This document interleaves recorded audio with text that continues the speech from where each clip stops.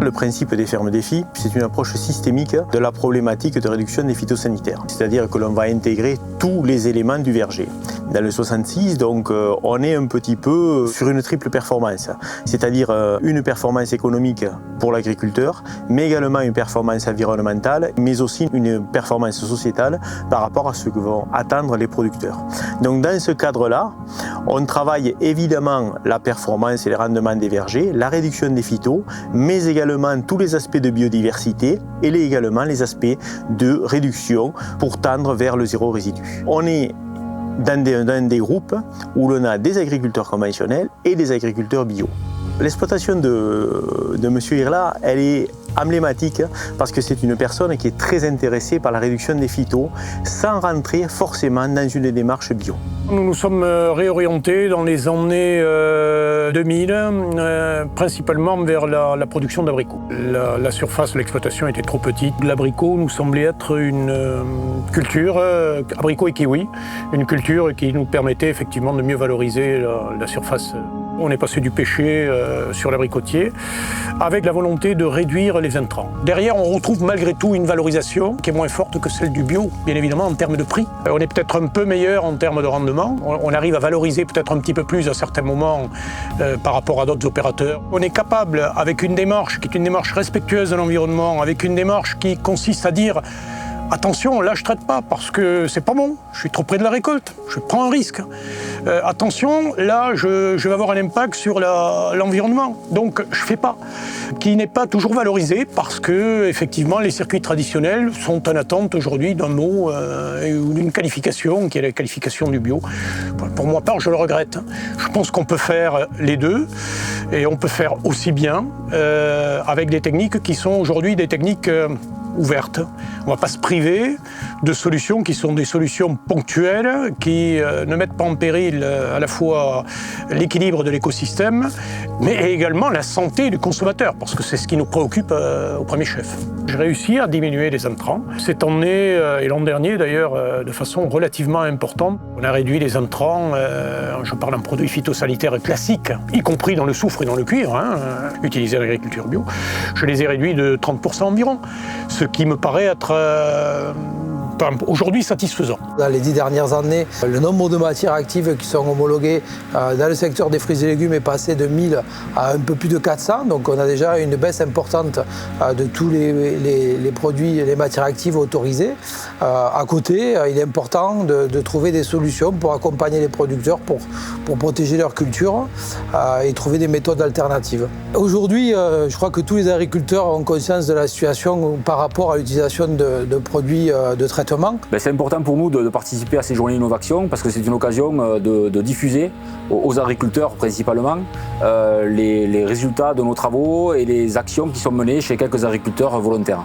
Au niveau de la Chambre d'agriculture, on a la chance de pouvoir s'appuyer sur une station d'expérimentation qui est la SICA Centrex, qui est à Toreil, à côté de Perpignan. Donc une station d'expérimentation en fruits et légumes. Dans cette station, on fait des recherches, des essais, notamment dans le cas des dispositifs XP EcoPhyto par exemple, où on travaille sur la réduction des phytos, aussi bien en fruits qu'en légumes. Et ces actions-là, ensuite, on les développe chez les agriculteurs, alors chez le plus grand nombre, mais plus particulièrement dans des groupes qui s'appellent les réseaux fermes défis, où on a des agriculteurs un peu pilotes qui sont accompagnés régulièrement pour tester un petit peu à grandeur nature, un petit peu les évolutions, les nouveaux outils, les nouveaux moyens de lutte, de protection qu'on a mis en place au niveau expérimental.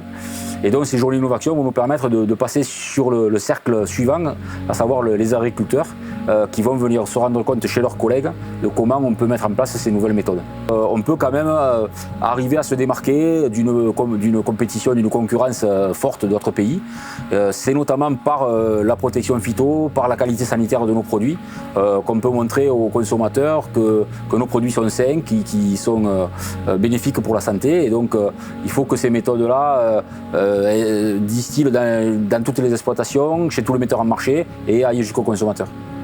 On a fait énormément de progrès ces 10 et 20 dernières années. Malheureusement, on voit quand même qu'au niveau sociétal, les consommateurs sont toujours inquiets par rapport à la problématique d'utilisation des produits de traitement.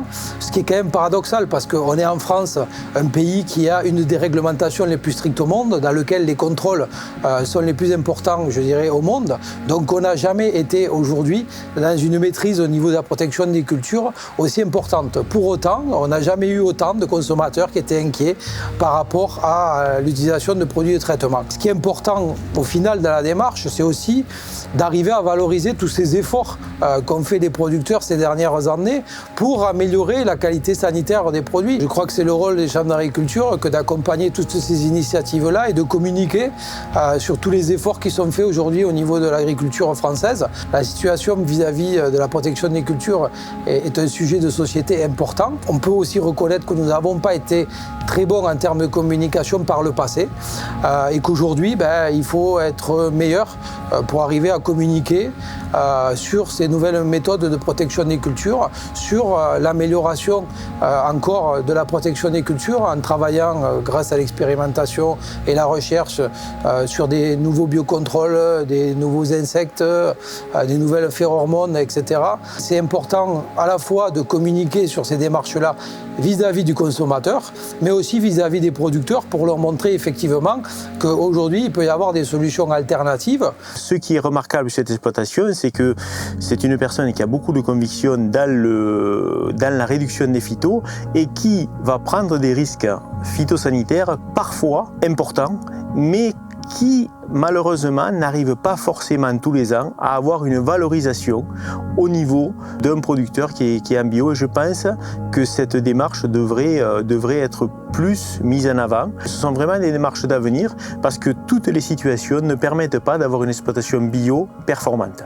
Il y a tout un travail, je dirais, de co-conception à réaliser avec chaque producteur sur chaque exploitation, parce que chaque exploitation est différente et on ne crée pas des modèles, mais on aide à réfléchir, on aide les agriculteurs à avancer dans cette démarche, mais chacun va avancer à sa vitesse, à sa manière, avec son contexte d'exploitation.